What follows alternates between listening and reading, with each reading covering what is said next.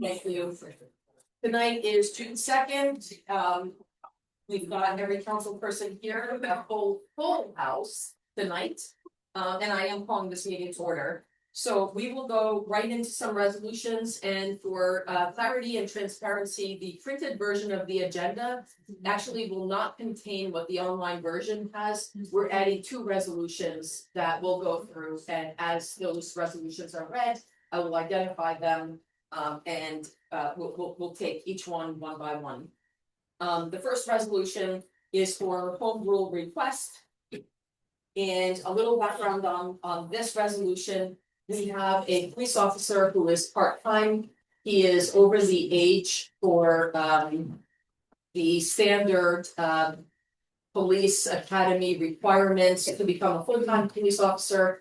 However, our assembly person and our state senator are willing to, and have done this in the past, where we can make an exception.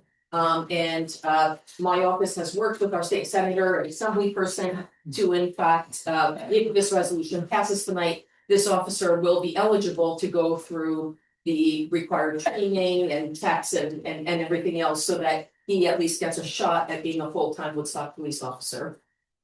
Whereas Stephen Kobe Jackson, Officer Jackson, has been continuously employed by the town of Woodstock as a part-time police officer and wishes to take the competitive civil service examination to qualify for a full-time police officer position within the town. And whereas Officer Jackson does not currently meet the age eligibility requirements set forth in New York State Civil Service Law 58(1)(a) to sit for the aforesaid full-time police officer civil service examination, and may not do so absent an act of the New York State Legislature waiving such requirements. And whereas the town board of the town of Woodstock and the town police chief are of the opinion that it would be beneficial to the town police department and the general public if Officer Jackson were eligible to become a full-time member of the department. And whereas it is necessary to petition the New York State Legislature for a home rule request to permit Officer Jackson to take the applicable competitive civil service examination. And whereas New York State Senate Bill S.9458 and New York State Assembly Bill A.10704 have been introduced during the current legislative session, which would allow Officer Jackson to become eligible to take the competitive civil service examination for the position of police officer, and contingent upon his score, be placed on the eligible list for appointment as a full-time officer with the town of Woodstock Police Department.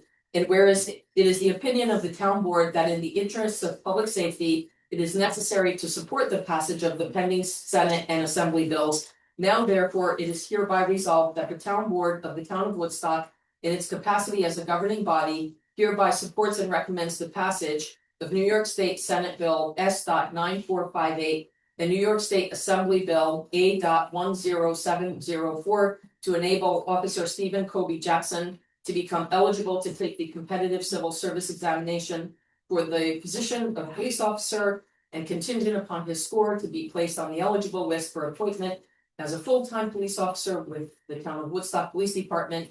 And it is further resolved that the town supervisor and or town clerk or their designees are hereby authorized and directed to execute and deliver the appropriate home rule requests to the New York State Senate and Assembly, and to forward certified copies of this resolution to the New York State Senate, the New York State Assembly, and the Office of the Governor. Second. All in favor? Any opposed? Okay. Our next resolution is a resolution that we brought up last year. It passed at the table, and somehow this fell through the cracks. So we are bringing forward this resolution in a little bit of a different way, where we are modifying it. And this would create and there's steps to create a local law. This is the first step. The next step would be at the next town board meeting, should this pass tonight, and we're going to have some discussion around this, that we would open this up for a public hearing. And at that point, this could become part of our law come to light. So I'm going to go ahead and read the short version. And it's up to the town board council, folks, if you want to read through the long version, and we certainly could open this up for discussion. This is a local law that we want to create. We want to have Article 3 of Chapter 14 of the Town of Woodstock Code to minimize and prevent dangerous interactions between humans and bears. So this reads, be it resolved that the town board adopt a new law creating Article 3 of Chapter 14 of the Town of Woodstock Codes to minimize and prevent dangerous interactions between humans and bears. Second, for the purpose of discussion, if I may. Yes. Okay, so the question, and Noel and I talked about this earlier, and here's the question for a lawyer at the end. So the way this is worded, I would think it maybe should be worded, be it resolved the town board plans to adopt. Because the law is being proposed is under review right now. It looks wonderful to me, a couple of tweaks, but I'm all for it. But having it say this, be it resolved the town board adopt the new law, sounds like we're adopting it on the spot. Whereas I think what we're really doing is we're planning to still have a public hearing and we're planning to actually do the adoption later. So I would have recommended a wording change, and whether you think it reads okay today. I recommend a different change. Under municipal home rule law section 20 lays out the procedure for adoption of a local law. And this is not what I'm going to explain, not always a separate step, but it's in the law. And the first step is what's called introduction of the law. And so really what's happening tonight is that the law is being introduced. In fact, that's why you guys could actually look at it and decide you don't like it, because next week, if everything goes, if the law is introduced, next week you can set the public hearing for July. Usually those two steps occur in one shot, and so you don't bother with the formal introduction. The reason why we're doing it in two steps is because you guys haven't seen it really, and so this gives you an extra week to digest. And then you'll be able to make amendments anytime up until next week when it's set. Once it's set for public hearing, it can be amended ultimately, but then you have to have another public hearing. So this is just the introduction, which is the first statutory step. So I would suggest crossing out adopt and writing in introduce. I just want to introduce a new law. Yeah, wonderful. And that's very consistent with municipal home rule section 20, and then you can talk about whatever you want to do, and the next week we'll have a resolution to set public hearing on whatever the word. And it's looking good. I thank a new look at the law. I think it's looking good. So appreciate that. Do we have Iris in the room? I know a few members. Behind you. Oh, the other Iris from the Bear Task Oh, Force. sorry. Okay, all right, I have a hard time seeing faces in the crowd, okay. We have talking on the front. All right, so there was a second, all in favor of moving this forward? Do we need a Yeah, we're gonna have that, we're gonna have a motion to amend to say a local law introducing, a local law introducing. Okay, All right, okay, you have a second to change that? Motion to change the law. Okay. And then we go back to the motion to accept the resolution. Yes, all in favor? Aye. Any no's? All right, we good? Yeah, I think so. Very good. All right, resolution to send a letter to all active committees clarifying scope of authority and communication protocols. And this is, you have the letter, and if any council person would like for this letter to be read, I am happy to do that. Also happy to have discussion around that. Essentially, we have had a need for a reminder to the committees to help the committee heads especially to understand the scope of their authority and to have some proper communication protocols. So this is actually introducing that letter. Is there anybody who wants this letter read out loud, or are we good with it? I think it might help to have some context, Okay.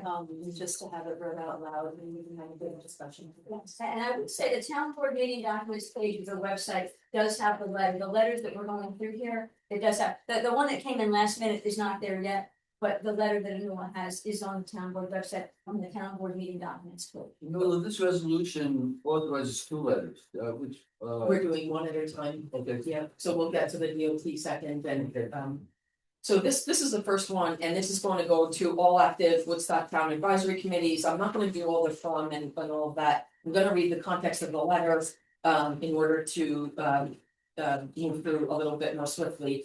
And it's gonna read, dear committee members, please find attached a copy of resolution, whatever the town. Megan, everything okay? Yeah. Okay, so whatever the town clerk's number will be for 2026, adopted on this date, if this passes, a copy of which is enclosed. This is being sent to all active advisory committees to clarify town policy. And the town board values the work of its volunteers and the significant contributions advisory committees make to town governance. To ensure that all committees operate effectively and within appropriate boundaries, the board has formally adopted the following provisions. Number one, advisory committees serve the town board. All advisory committees are established by the town board resolution and exercise only those powers expressed in their resolutions. Advisory committees do not make policy on their own, but only through the town board. Boards established by local law such as the Planning Board and Zoning Board of Appeals have independent authority as set forth in the town code. And also, we might modify that to include state law. Yes. And Laura, thank you for that change. Number two, communications with outside agencies require authorization. Committees, including members acting in their committee capacity, should not contact state, federal, or municipal agencies, including submittal of written advocacy without authorization from the town board or the supervisor. If you are unsure whether a communication is authorized, you should contact the supervisor or appear before the town board for review and clarification. Disagreements, number three. Disagreements between committees or between a committee and a town official, body, or resident are to be brought before the town board or the supervisor on behalf of the town board, not aired through communication to outside agencies, social media platforms operating under town committee names, or other public forums in a manner that misrepresents committee authority. A position on an advisory committee does not authorize the member to disparage fellow volunteers, public officials, staff, and or anyone else. Number four, social media and public communications. Any social media page, website, or public platform operating under a town committee name is subject to these same standards. Committee branded platforms may not be used to advocate personal opinions, criticize town officials or other town bodies, or make unverified public claims about town projects or personnel. Number five, only properly appointed members may act in the committee's name. Only individuals formally appointed by the town board are authorized to act on behalf of a town advisory committee. If your committee has participants who have not been formally appointed, please provide their names to the town clerk so their status can be verified. Number six, nothing in this policy restricts the personal speech of any town resident or volunteer. This policy governs only communications made in the name of or on behalf of a town advisory committee or the town. Any indication of affiliation with the town government or its advisory committee will be deemed an intent to represent the town for purposes of this policy. If you wish to communicate an opinion or statement for yourself personally, please ensure that your communication does not bear any official town indicia, including membership on or leadership of an advisory committee. These are not new principles. They reflect the terms under which every advisory committee was established. They are intended to ensure that the town can effectively communicate its priorities to outside agencies. If you have questions about your committee's scope of authority, or if your committee wishes to bring a matter to the town board's attention, please contact the supervisor's office. We're glad to work with you. Thank you for your service to the town of Woodstock. That's the letter. Any? You mean is, I think I said, We need a second? Second for discussion. Second. well, I forgot if I did just second it. There was You're no welcome to have something, okay, like a second. Yeah, I mean, I think that this spells out that advisory committees are meant to be advisory, not adversary. And I think that it's important because if someone were to write a state official, for example, leading with, I am the co-chair of this committee, that sets them up as if they are speaking for the town, and that creates the wrong impression. So I do think that, you know, as we all know, these committees and membership are appointed by the board, this is the pleasure of the board. And we're all trying to move the town forward, not create toxicity and conflict in an unprofessional manner. So it's my 2 cents. Thank you. Any other comments from board members? Concerns, thoughts? Well, I'm not gonna talk about the specific letters that we've been seeing, but I do think that there is a propensity for people to say. No one wants this, or everyone wants this, or no one wants this, and. I mean, if you guys could see my inbox, you would see the reality of certain situations. And I think that it's not appropriate, like just for somebody to decide because they don't agree with something that no one agrees with it. And it becomes a really dangerous, like when people are working and putting a lot of effort into projects, whatever that project may be. For someone to step up and try to undermine that is really unfair and it's really disheartening and it really kind of undercuts all the volunteer work that happens here. So. Okay, Can the public say something? not at this time, Not at this time. not at When this can the time. public- All in favor? When, In public be heard. is this gonna come before the board next week for a final? Are we gonna have a week to consider this, like? It's a like lot. The what- town board is going to vote on it right now. I So thought all I in just heard it favor? has to sit for a It's week. not a public hearing. Aye. Aye. Any opposed? Okay, that passes. And I'll reiterate how much we appreciate all of our boards, and we certainly can be working Yeah. together better. And this sets the stage, and let's get on working together better. Honestly, a letter like this reestablishes professional conduct. That's all this is doing. It's a reminder, right, about capacity and it's a reminder on how we treat each other with respect. The next resolution is to, we're bringing a new planning board member. Be it resolved that the town board of the town of Woodstock hereby appoints Melissa Lawrette as a member of the planning board effective immediately for a term upon appointment and expiring December 31st, 2028. Second. All in favor? Aye. Aye. Okay, our next resolution is amending a prior resolution that was passed in 2018. So this resolution came to the town board's attention last year. Where we do have some folks living on a town-owned property on 41 Elm. Basically, it's kind of in the cemetery. And this family works for the town, and so we're gonna have a slight shift in who's going to be named in the resolution. Later in the year, we will work with legal counsel to put in place a proper lease, which we do not have at this point in time. However, for a variety of reasons, we need to shift the names on the resolution so that the town can continue to obtain its minimal rent of $700. So I will read that resolution. Be it resolved that the town board of the town of Woodstock hereby amends resolution number 68-2018 regarding the residential occupancy of town-owned property located at 41 Elwyn Lane, Woodstock, New York, to remove Shay Cox as a lessee, retain Melissa Cox as a lessee, and add Gavin Cox as a lessee. And be it further resolved that the monthly occupancy payment of $700 shall be deducted from Gavin Cox's paycheck effective immediately. Second. All in favor? Aye. And just as a reminder, when the town got the cemetery, we got the house. So when the cemetery property came to the town, the house did come with it, which is why we have a rental. Thank you.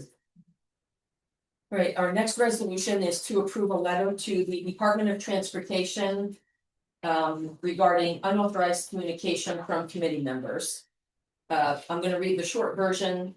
Be it resolved that the town board authorizes the supervisor to send the attached letter to the New York State Department of Transportation and the New York State Department of Environmental Conservation stating that certain communications by Woodstock committee members were not authorized by the town. And I do have a copy of that letter. It's going to be on the website. I'm happy to read it. Or we can simply vote on the resolution up to the council votes. Does anyone want that to be read, or are we okay, you've all read it, And it's already, it's on the website, yes.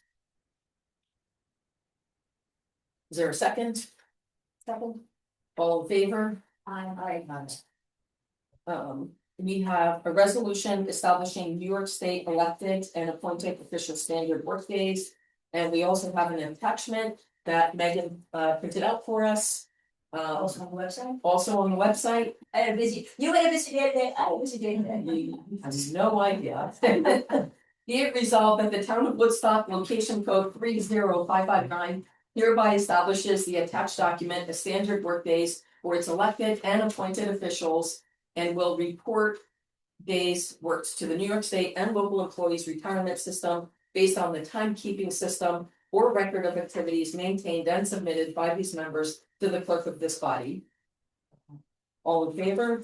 I. And we now have two more resolutions that were added. And I need to figure that out. Well, Yes.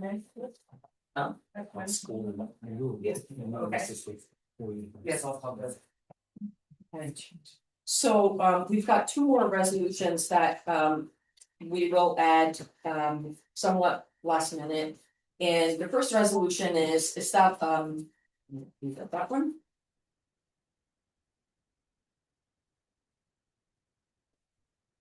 The first resolution that we're adding is going to be a resolution authorizing the town supervisor to clarify advisory committee responsibility and communications, which we did. So we're going to move to the final one. And this is going to be for discussion. This came in rather late, but it is really important. So the town board had sent the town board of Ulster and the Ulster Planning Board a request for communications due to the Xena development project. And we've not heard anything in reply. Additionally, I went to the Ulster Town Board meeting and spoke at the public we heard, expressing an interest in having the town talk to us for a multitude of reasons. One being safety, particularly in the event of a fire, or just so that we get some dialogue going. This is something that the only way into that piece of property and that subdivision is through Woodstock. And the board had stated its belief that our town's going to be talking, or planning board going to be talking, and nothing like that happened. So we've worked with council to draft a letter to the Ulster Planning Board, and I'm gonna read this out loud, and we should discuss this because it did come in, I don't know, an hour and a half or so ago to the board. And it was a last minute addition, because there's a possibility that next week the Ulster Planning Board will be voting on whether to approve the development or not, to basically what they call a positive deck or negative deck with secret review for the environment. So we'd like to get this on the record if possible. And if we can't vote on it, it will be on the record by me reading this to the public tonight. So this is I'm going to read the gist of it, not all of who's going to be copied on it. Dear Chair Almquist and members of the Planning Board, please accept this letter on behalf of the Town of Woodstock Town Board, regarding the proposal by Xena Development LLC, Xena, for a proposed 30-lot residential subdivision, the project. As you know, the project is located within both the towns of Woodstock and Ulster, and is accessed solely through the town of Woodstock. The town board requests that your board give careful consideration to potential environmental and transportation impacts affecting Eastwoods Drive and other areas within the town of Woodstock, consistent with its obligations under the State Environmental Quality Review Act. Eastwoods Drive does not comply with the town's road standards. The Woodstock Town Code prescribes minimum road standards to protect public safety and ensure adequate road conditions, and that's 202-32. Xena has requested several waivers from these standards. As discussed below, the town board has significant concerns regarding the requested waivers and their potential impacts on public safety and road infrastructure. Eastwoods Drive is not designed to handle 30 additional homes. Eastwoods Drive currently serves fewer than 11 homes and is classified as a minor road under Woodstock Town Code 202-32.E1. Minor roads are subject to less stringent design and construction standards than major roads, which serve 11 or more lots and are intended to accommodate greater traffic volumes and heavier vehicle use. The project would create 30 new lots, far exceeding the threshold for a major road classification. However, because Xena has requested a waiver from the major road requirements, Eastwoods Drive is not proposed to be upgraded to meet those standards. Given the significant increase in traffic associated with the project, the town board is concerned that a road designed for fewer than 11 lots may be inadequate to safely and effectively accommodate the anticipated demand. Nevertheless, Xena does not appear to propose or commit to any substantial reconstruction or redesign of Eastwoods Drive to address these impacts. The project also appears to run afoul of the New York State Fire Code, which requires developments of 30 or more lots to have at least 2 approved fire access roads. See Appendix D, D107.1 of New York State Fire Code. The project is proposed to be served by a single access road, Eastwoods Drive, which, as set forth above, is not being upgraded to meet the town's major road standards. It is unclear how building permits could be issued for the project if it does not comply with the New York State Fire Code. Eastwoods Drive is narrow and unpaved. Section 202-32.G4 of the Woodstock Town Code requires major roads to have a 50-foot right-of-way, a minimum 20-foot wide paved travel surface, and 2 4-foot wide shoulders. Eastwoods Drive does not meet these standards. It is currently an unpaved dirt road, as narrow as 13.5 feet in some locations and lacking shoulders. It does not appear to be 20 feet wide at any point. In certain sections, vehicles cannot safely pass one another. While these conditions may be currently manageable given Eastwood Drive's limited use, the addition of 30 new homes would substantially increase traffic and exacerbate its deficiencies. Moreover, section 202-32.G20 of the Woodstock Town Code requires roads serving 11 or more lots to be paved. The project does not include paving or otherwise upgrading Eastwoods Drive to meet the standards applicable to a major road, raising significant concerns regarding compliance with Woodstock standards and the road's ability to safely accommodate the project. Eastwoods Drive is a dead-end road. Woodstock's road standards are designed in part to ensure adequate emergency vehicle access. Accordingly, Woodstock Town Code 202-32D1 limits dead-end roads to 2,000 feet in length, while the town of Ulster's own code limits dead-end streets to 1,200 feet. Ulster Code 16-19E, Xena's proposal, relies on a road approximately 9,000 feet in length that would function as a dead end, requiring a waiver regardless of which standard is applied. The project also appears inconsistent with other access requirements. Section 202-32.C of the Woodstock Town Code requires subdivisions containing 20 or more lots to provide at least 2 connections to existing roadways. The project would be served by a single access point, Eastwoods Drive. Similarly, Appendix D, D107.1 of the New York State Fire Code generally requires developments containing 30 or more dwelling units to have 2 approved fire access roads. Given that the project would depend entirely on Eastwoods Drive for ingress and egress, any obstruction, such as a fallen tree, accident, or other blockage, could significantly impede emergency response and resident evacuation. These access and public safety concerns warrant careful consideration as part of the project review. Additionally, a second access point would allow emergency responders from the town of Ulster to serve the project directly rather than relying exclusively on emergency services provided by the town of Woodstock. This is a significant consideration given that residents of the development would reside within the town of Ulster and would not contribute tax revenue to support Woodstock's emergency service infrastructure. Eastwoods Drive does not have an adequate subbase. Section 202-32G.G19, the Woodstock Town Code requires major roads to include a 12-inch crushed stone subbase designed to support higher traffic volumes and heavier vehicles. We understand that Eastwoods Drive, as an existing minor road, was not constructed to those standards and is intended to serve a substantially lower level of traffic. Approval of the project would result in significant construction-related truck traffic, as well as an increased long-term use by emergency vehicles, service vehicles, and residents. These demands would place substantial stress on a road not designed for such use.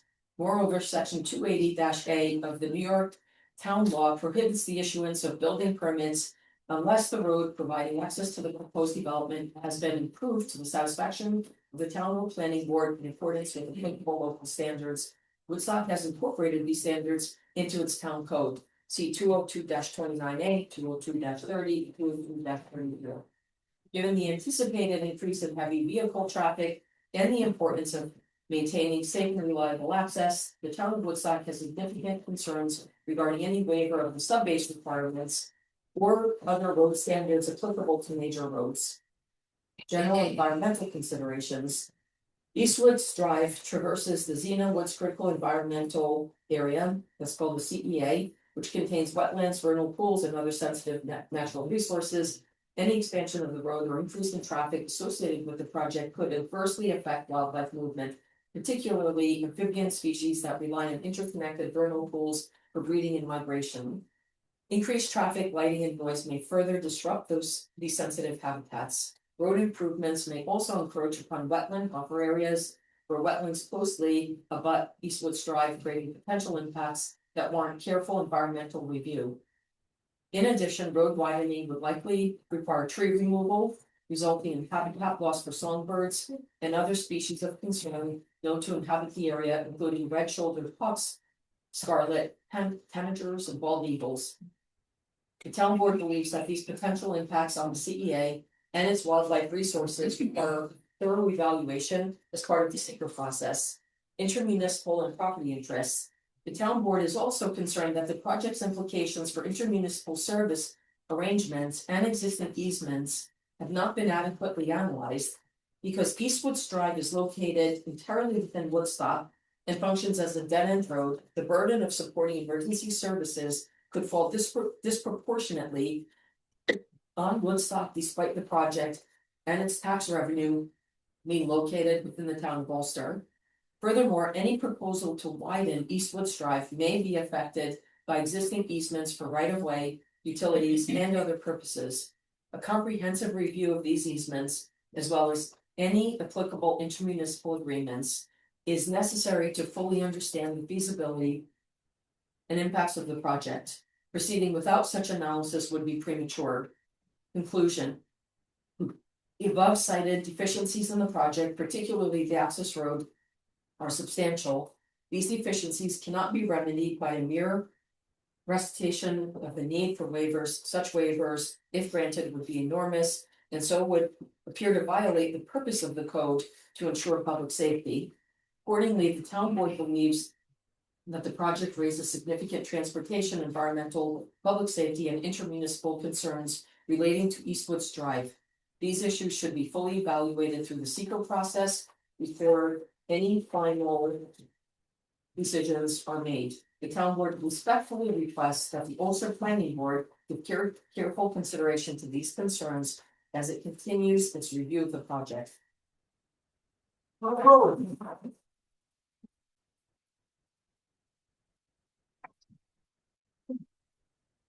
So I agree totally with the letter, we just need a resolution for you to send out. Yeah, so we can either make a resolution on the spot so that we get this in before our next town board meeting is going to be next week. That's the second one of the month, and that'll happen. I'll explain a little bit more during announcements.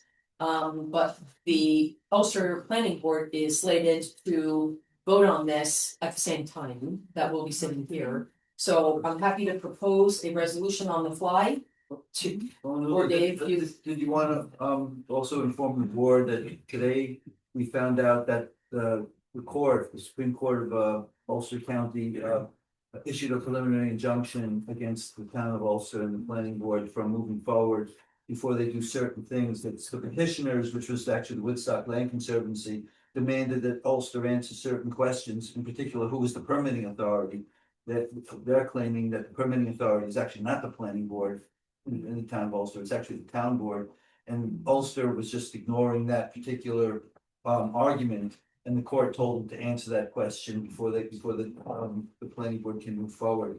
Now, it's not clear what the time frame is, so it's theoretically, I mean, and in fact, the court order isn't even written yet, we just have the decision. They asked the petitioners to put together an order, so it's literally fresh off the presses. There is an injunction, they can't move forward right now, but I can't guarantee you that they won't move forward in a week. So that is the exact status that we have. We may be more clarity on tomorrow, but that's where it is right now. I think it's great that you're able to act that quickly, because it's not, I mean, time is obviously of the essence, and we're talking about 30 parcels, but that's easily 60 cars. On top of that. And it's definitely more later. Exactly, It's exactly, 30 today. What is it? right. So I think it's great that we're addressing this, and I know we don't normally do this last minute stuff, but it's very important. Yeah, and I will say also that the developer did reach out, they want to walk the property, I will likely walk the property with them next week. However, it does not stop us from, I'll speak for myself, from having concerns about the intermunicipal part of all of this. So I commend them for reaching out after I spoke in Ulster.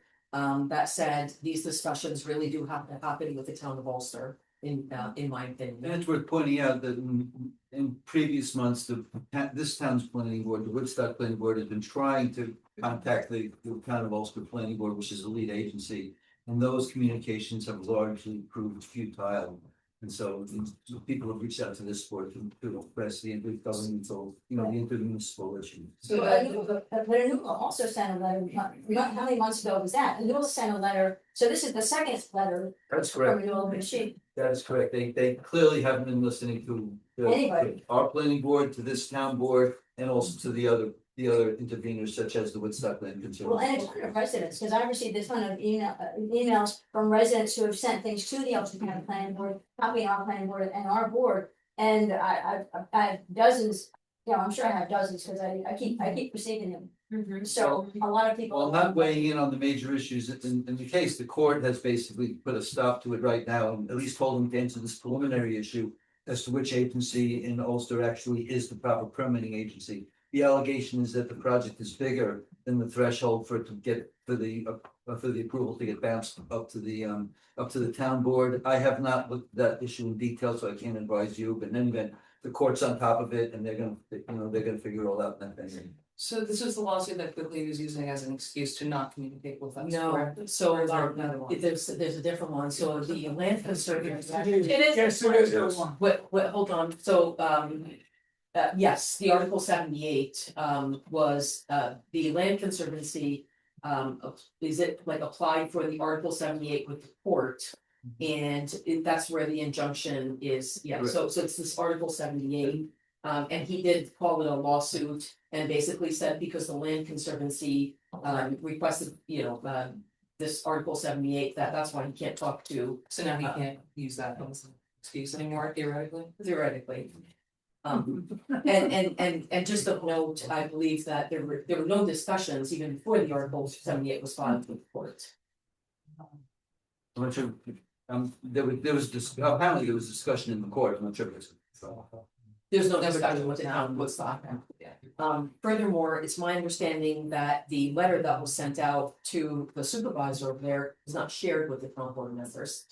So I would like to bring forward a motion. When you say the letter, you mean this board's letter from February? Yes, it was not shared with the town board members. Didn't. That's my The letter was, understanding. as I recall, the letter was to the town there. It was to the supervisor Okay, and to the head of the planning board. next time we know. Yes, Should ours be signed in the look course and town board? Yeah, we person has to. Yeah, so I'll make a motion to authorize the town supervisor to send a copy of this letter, sign and send a copy of this letter to the Ulster Planning Board, including all members of the planning board, with a copy to all members of the Ulster town board.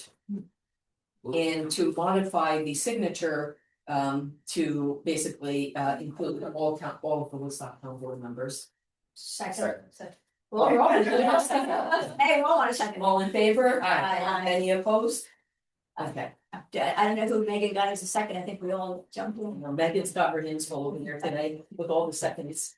Okay, that was the last resolution. At this point, we're going to move into the publicly heard. And this is, so we've got a lot of faces that have not been here this year. So I want to say that each speaker is limited to 3 minutes. For those of you speaking, please come up to this area over here and state your name. And I ask that you please be respectful of everyone else in the room, stick to the 3 minutes. Our Megan will have a timer that will go off to give you a heads up. And this is a time where the town board will not respond or engage in discussion. Our job is to listen to you. Megan, all you. Yeah, Davis? See ya? He is outside. Okay. We'll be. You're good. Yeah. Oh, she's Okay. here. Okay, there, yeah. Yeah. Hi, Hi. just here. Perfect. I'm a 40-year resident of Woodstock and I'm here to talk about the Saugerties Animal Shelter. That is our shelter also, just like the transfer station is our dump and recycling center. A lot of Woodstock residents don't even know that the shelter is there. The women who run it, heroic women who have this tiny space that is completely insubstantial for what they're trying to do. They have been trying to raise money for a new shelter for years, and they finally have done it. And unfortunately, it's smaller and more expensive than originally because it took so long to raise the money. In any case, Woodstock only contributes for animal control, and I think as our shelter, it would be right for us to help support it. It provides a service for everyone here. People surrender animals there, sadly, and I hope will be an adopt from there. And when the bigger building is ready to move into, the cats will they'll be able, now they're in little cages, the dogs are in little cages, it will be better for everyone. They're also going to be a drop-off point for injured and abandoned wildlife. They will be a center to drop them off and they will give them to appropriate wildlife rehabilitators. As it is now, when people find an injured or orphaned animal, they don't know what to do. Like, do you call the police? Do you call a vet? Do you just look away? I know people do all of those things. So I would like to know why, if we could have a line item in the budget for it. And I know it's all of your responsibilities to manage the taxes that you collect responsibly. And that, there's always less money than we need. But I think if you asked people whether they would be willing to pay $1 more in taxes in order to support an animal shelter, I think a majority probably would. And finally, I know I haven't had a dog for 20 years now, but if the rabies clinic is still going on, I think it would be a good idea to have it at the shelter. That would draw attention to the existence of the shelter. And I would be happy to volunteer to talk to local vets to see if they could donate their time, maybe 2 hours each, and also give us the money, the rabies vaccines at cost. And is there something that could help get a line item for the shelter on in the budget? Would it be a proposal or? So I'd like to know what I could do to help raise awareness of this issue and to get Woodstock to support our shelter.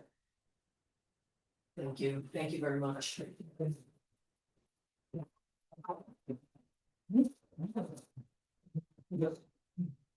So it's just one page I have copies. Because you can read along for. Thank you.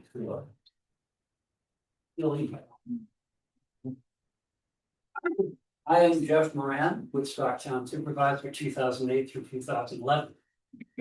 I have 3 concerns I'd like to put on the record tonight. First, affordable housing. The board is considering repurposing our largest free municipal parking lot as an affordable housing site. A site the post office rejected as unbuildable 30 years ago. Meanwhile, Rupco already manages 2 affordable housing complexes in Woodstock and does so very well. Before we lose an official parking resource to a problematic site, I urge the board to work with Rupco rather than have the Affordable Housing Committee reinvent the wheel. Second, the proposed 1.5-mile sidewalk running from approximately Schoonmaker Lane to the new library building. This project requires eminent domain and tree removal and will create permanent town maintenance obligation, all to connect the hamlet to the library that chose to relocate 2 miles away from it. I don't think the public has had adequate opportunity to weigh in on these costs and trade-offs, and I'd urge the board to slow down. Third, I'm concerned that the supervisor, together with the Woodstock Land Conservancy, is positioning against proposed market rate housing in the neighboring town of Ulster in order to save the forest. We live in the Catskill State Park, one of the largest forested areas in the Northeast with millions of trees.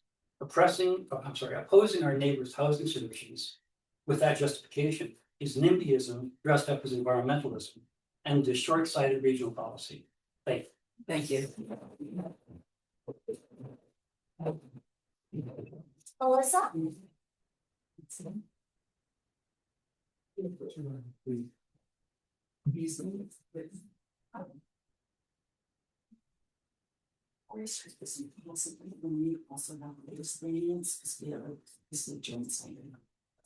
you can merge the 2-3 minutes, so Leah's and Melissa's. Okay, so you got it. Thank you. Yeah. There's one.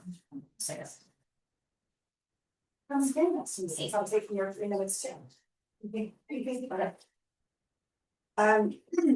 Woodstock depends on its independent businesses, our retailers, restaurants, galleries, wellness studios, and venues to generate the primary tax base that supports the entire town. These businesses are not just storefronts, they're employers, community hubs, and the economic engine that keeps Woodstock running year-round. I'm Melissa Gibson, and this is Leah Haas. We are owners of Purple Woodstock and Garden Cafe, respectively, and we are here on behalf of a growing coalition of business owners who are very concerned about the DOT and Complete Streets projects that we know will disrupt access to town potentially for more than 2 years.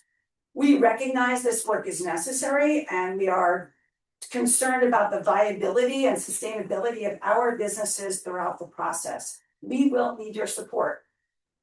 Woodstock's independent businesses generate the primary tax base that funds the services, programs, and infrastructure that make this town what it is. And we support infrastructure improvements, but we cannot support being left out of decisions that affect our ability to operate, to serve residents and visitors, and to remain viable. For most of us, summer is not just a busy season. It is the season that allows us to survive all the quieter months. And it's the revenue in the summer that keeps our doors open in the winter. And we know that this work has to happen between November and March, but we know that it's not feasible for it to happen between November and March, but the fact that construction is scheduled during peak summer season raises serious concerns about access, traffic flow, parking, visitor experience, and financial sustainability. Protecting access to our businesses during peak season is not optional, it's essential for the economy of Woodstock as a whole. So we had a meeting recently of these businesses, and we collected the top concerns from business owners across town. And we have questions that we submitted. I'm worried about time, but I'll highlight just the topics. What is the plan to minimize disruption to businesses and visitors during construction? Who's responsible for that plan? How will roads, sidewalks, and traffic flow into and through Woodstock be impacted during the project, and how do we minimize the harm? What's the plan for parking? What specific measures are being taken to support the business community? Is there a budget for business impacted mitigation? What elements of the projects are finalized and which ones can we still weigh in on? How will the phases and details of the work be communicated to businesses and the public? Will we have input on when and how the work will be done? For example, can we get our sidewalks done first in April before the whole summer? Things like that. You get the gist. It's not about the project itself, the details of the project themselves. It's about everything surrounding it to make sure that people don't just skip our town for those 2 summers. We won't make it. None of us will. So these questions are reflecting our community of business owners. We want to collaborate, but we need clarity, transparency, and a seat at the table. And so there's a critical need for improved communication and coordination between the town, DOT, Complete Streets, and our businesses. So on our end, we're organizing to make communication a lot more streamlined. You don't have to go door to door. We'll help you out with that. But we are gonna respectfully request a designated town liaison to communicate directly and consistently with the affected business owners. Advocacy to the DOT on our behalf. A meeting with the DOT, the town of Woodstock, and Complete Streets as soon as possible. Additional or temporary parking and intersection solutions to support businesses. And clear visible signage when this is happening. So just to be clear, we are not opposing the projects. We're not here again we're not engineers. We are not engineers. And so it's not about that. It's about how are we all going to sustain our businesses while this is happening. And on top of that, to be even more positive, how are we going to continue to attract people to our town, make it worth their while? We can have a lot of fun with this. We could have different types of places where you park here and then it's a walking tour, or maybe it is a trolley, maybe it's one-way roads instead of two-way and stopping every 5 feet to wait for someone to go. We just want to be a part of the process. It's 11 months away. And if we don't start now, we're not going to make it through. And so we feel like there's these different pieces, the DOT, Complete Streets, there's us, and we know the DOT they have their job to do, they're going to do it. They might not have the same considerations that you guys will be able to bring to them on our behalf. So we really want to be able to work with you. We're going to organize as well different projects, whether it's, public relations or other things, but we are really asking that the town communicate with us, step up, and we really care deeply about this town, but in order to survive the duration of projects, we need to present a positive, capable, and clearly communicated plan to the public and to the business owners. And we just really want to position Woodstock for long-term resilience, even beyond this construction period. So we're asking for your help, and we'd like to get to go.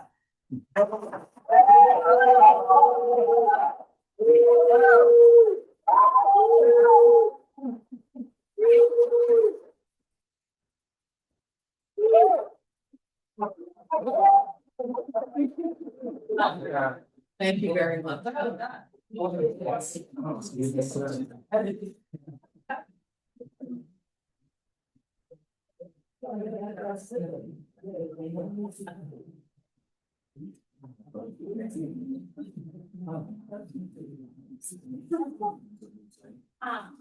So my name is Zoe Keller. My parents have lived in the Xena neighborhood for 28 years.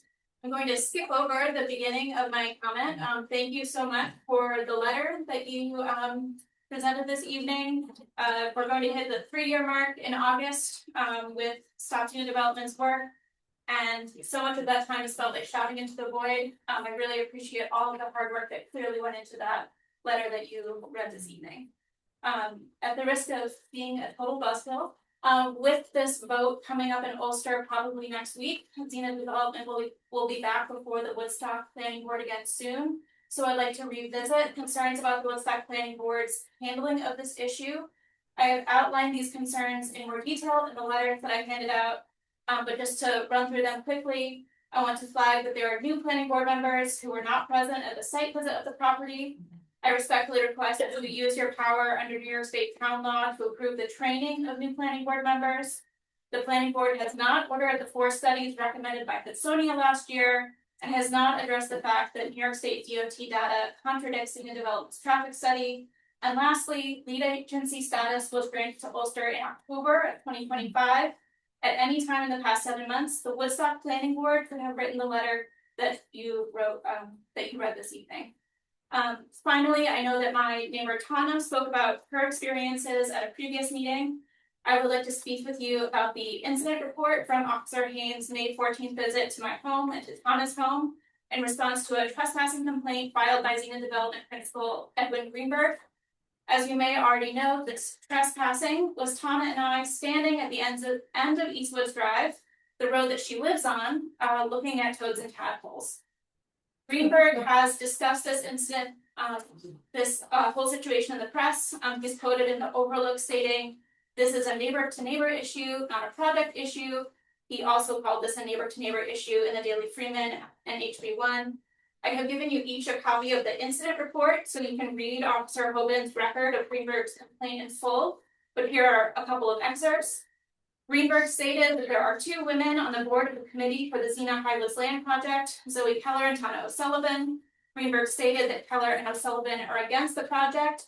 He goes on to say that the studies of the land that we were supposedly conducting would make it harder for the project to go through. So clearly this complaint was a project issue, not a neighbor to neighbor issue. And I would like to ask the town board, is it in the interest of the safety and general welfare of Woodstock for our planning board to grant a laundry list of waivers to developers who waste our police resources attempting to intimidate your constituents to silence? Thank you.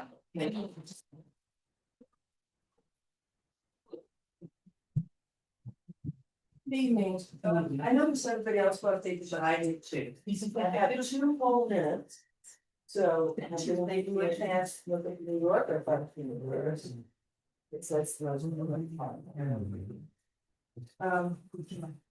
I'm actually speaking again about the issue of the proposed bike road between Bearsville and Town. On the matter of eminent domain, I noticed what's about one had an article, they didn't even mention eminent domain. Complete Street suggests about 17 properties, others come up with other numbers, I don't know what correct number, but eminent domain is definitely involved, as we were all told at the meeting that we marked from the DOT today. So I think it would be to the town's benefit to invite all the folks who will be having eminent domain proceedings against them to write them each a letter or a poll meeting or whatever you want to do it, but a letter's probably the best, saying that eminent domain is being proposed, give them an opportunity to meet and discuss it with you all. The follow-up with that is that I noticed that the cost to the town, if we do go ahead with this, would be 1.7 plus the cost of the eminent domain, plus the cost of moving the central Hudson poles. So the whole thing would be over 2 million. In the past, when the town does a large capital project, the bond is usually floated so the voters can vote. And if we do plan to go ahead with a major capital project of 2 million plus, I think we should have a vote. I don't know what the rules are about bonding, but I doubt you can say we're gonna have a bond next week. It has to be planned in advance. And I just like to point out, I call the proposed bike addition, not the section now about the crosswalks, but the section down the bike road from Bearsville to Sledville. I call it a road because it's 17 feet. I went and looked at the road I live on, that's the road in Willow, it's 16 feet. So the proposed bike thing is not really a path, it's a road, paved with shoulders and all like that. I did take a very short time to look at what the state says about eminent domain, and the state requires the property owners must receive formal notice and then public hearings in its own process. Here's a little tidbit from the web on eminent domain, and there's a lot more to it. Eminent domain is not a simple process. It goes on and on. And with like with many landowner, the ones that quarrel about it, they're gonna end up quarreling about it with the tort, not to pay the town for it. So I'd like the town to address the eminent domain issue before it's thrown in their face. And I gave the New York approach to it because I thought it was really cool. Thank you.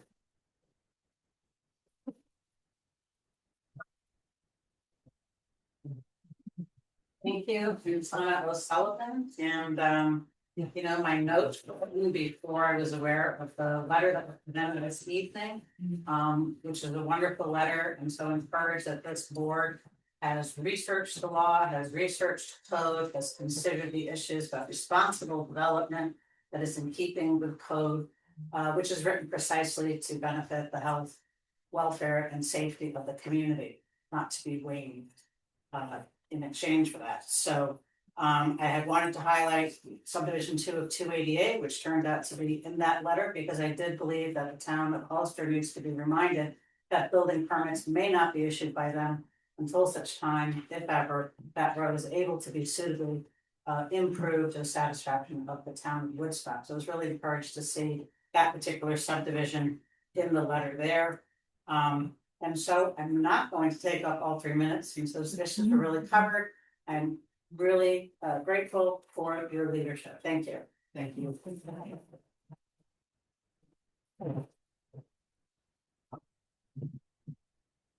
Marina, so just a couple of quick things, one for the bear, thank you for doing that, I appreciate it, I live on a street where there's a lot of short-term rentals. And, the garbages are being abandoned and laying there from bears, you know, having a good time and feeding, whatever. So it's been very frustrating, and then they're really smart, once you do that, they just keep coming back, and a lot of people walk on the street, including. Some parents with their kids, and now there's folks that feel very nervous about walking on the streets in the summer. Of, you know, our residential area. The other thing is, I was looking in the law, and I know that we're gonna have a public hearing on that, but to just double check the enforcement. Penalties, I'm not sure if that's enough. Maybe the first one, fair enough, but after that, I think it should be more increased. The other thing is. In the short-term rental law that needs to be updated anyway, I think maybe this needs to be added to it, so it's very clear. And embedded in that, and just also making sure that. The building department and whoever else is sending letters that they sign off. And send back, and we keep on file that they signed, knew the law. And then went ahead and broke the law, weren't paying attention, or don't have a person that's actually managing the space. The other thing is, I want to say thank you so very much, because it's been out of control with the amount of, and I know, the amount of letters and the way that people speak on Facebook to, you know, you're all volunteers as well. I've been a volunteer as well, and it's just unreasonable that people can't be civil, so I really appreciate that you guys finally spoke up. We've been needing this for years and years. It's uncomfortable, a lot of people don't want to volunteer anymore, so I appreciate that you wrote that letter, and I know it may not be popular to everybody, but some of the people in the crowd have been really nasty to people on board that don't deserve it, and other people in the community that may not agree with what they agree with. My final point is in terms of post to post, well, one thing I wanted to say really quickly is maybe I think when we did Mill Hill to Rock City Road, I think a lot of that happened at nighttime. Maybe that'll help with the businesses, is if the construction was done at night once everything's closed. That, I don't know, just an idea, I think they did that before, to keep that in mind, as a solution. And then as another, thing I wanna say about from post to post, having been raised here. When I was in 5th grade, I went from Lake Hill to go to the pool, which is now the new library, on a bicycle, which is, if you've ever done that, is pretty dangerous. And because I just wanted to get to the pool where all the kids were and hang out. But I wanna remind people that, you know, the state, I just wanna say this one thing, the state has a law that says that the law prioritizes safe, equitable access for people of all ages and abilities, recognizing not everyone drives. Or wants to rely on a car transportation, and I find those folks who think that the environment is so important and are here fighting for that, at the same time.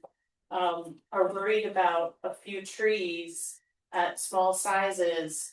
We're not talking about wiping out full, you know, and some of the people that do that to build their McMansion, but you want a few for, so we can have like a walk, roll, and on the street to get from the town to the library.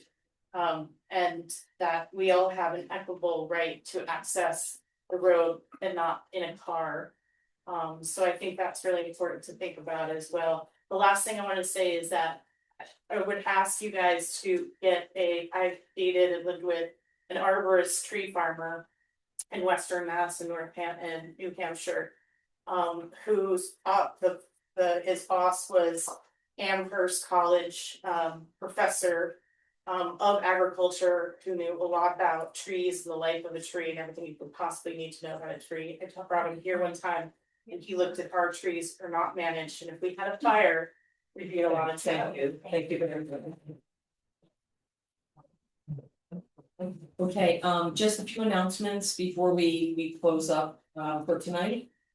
First and foremost, we ordinarily have town board meetings on Tuesday, the first and third Tuesday of every month. This month, we're gonna have a little bit of a change due to vacations, quorum and things like that. So we're going to have back-to-back meetings in that next Tuesday, we're gonna have a town board meeting here. So next week, 7 o'clock, same place, we'll be here. And another announcement that I have is a big thank you to Connor's Property Care. They took it upon themselves to fix the flagpole outside of the police station. And they also planted flowers that are beautiful, so they just kind of showed up and did a beautiful job, and if you walk down there, just take a look, and so dispatch would like for them to have a big thank you from the town board, and thanks to them.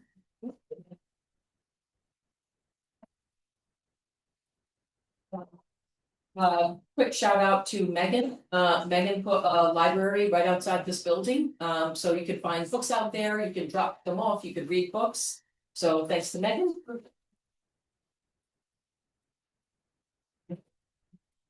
Quick thank you to Rebecca Brooks, who is handling Zoom. Yvonne has become a grandma. And so thanks to Rebecca for stepping in to help with that. And I saved WEC for last. So WEC is our environmental commission, and on May 19th, the town board passed a resolution that was rather complex regarding 10 Church Road, a matter that's been sitting around for 7 years. And we had great help from Dave and Lydia at his office in helping to draft an outline of a request for a quote so that we could go out to engineers. And I really want to thank the environmental commission for stepping up and having the initiative to take that draft, and they're apparently working their butts off to fill in and extrapolate from the resolution things that are going to help us find the right engineer. I think it might be in my bin, not sure, but thanks to the environmental commission.